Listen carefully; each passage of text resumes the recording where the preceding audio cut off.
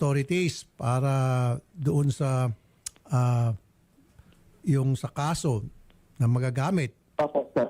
Opo, sir. Okay, nakapagbigay na po kayo ng salaysay. Opo, sir. Okay, very good. Pero na po ako ng sabihin. Good. Gagamitin po yon ng mga otoridad para lalong madiin itong si suspect.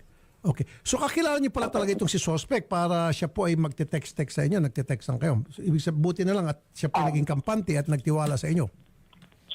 Opo, sir. Ganun po nangyari sa kampante po sa nagpatiwala sa akin. Mabuti na lang. Okay, malaking bagay po yun. Sige po, alias John, maraming salamat po sa time na binigyan niyo sa amin. Magandang hapon po, sir. Alright. Baka mamaya i-bash nyo pa itong witness na ito na backfighter po, backstabber kung tawagin nyo. No? Hindi po. Hindi maituturi na backstabber yun. Yun po ay konsensya. Tinawag siya ng konsensya niya. Kasi inamin nga nung babae sa kanya lahat na nagawa, may messages pa.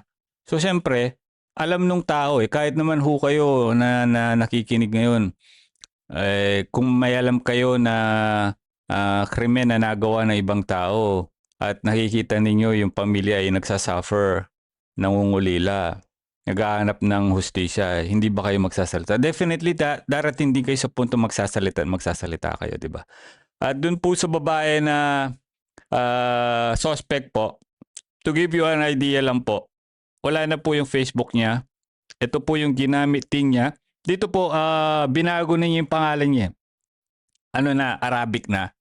Pero yung kausap niya, itong si witness, Sophia May pa ang gamit niya. So dito po, wala na po yung Facebook niya. Hindi ko na makontak. Block na po yata o tinanggal na niya.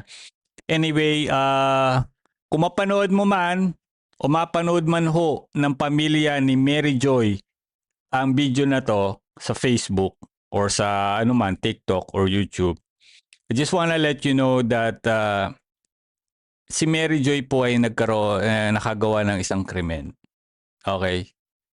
At binigyan naman natin ng pagkakataon na ibigay yung kanyang side pero pinili rin niya magsinungaling dun sa pakikipag-usap ko sa kanya.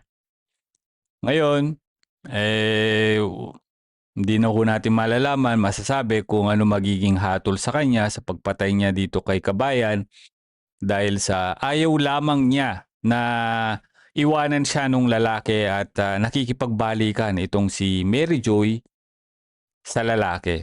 Ayaw na nung lalaki at humanto nga sa pananaksak nung babae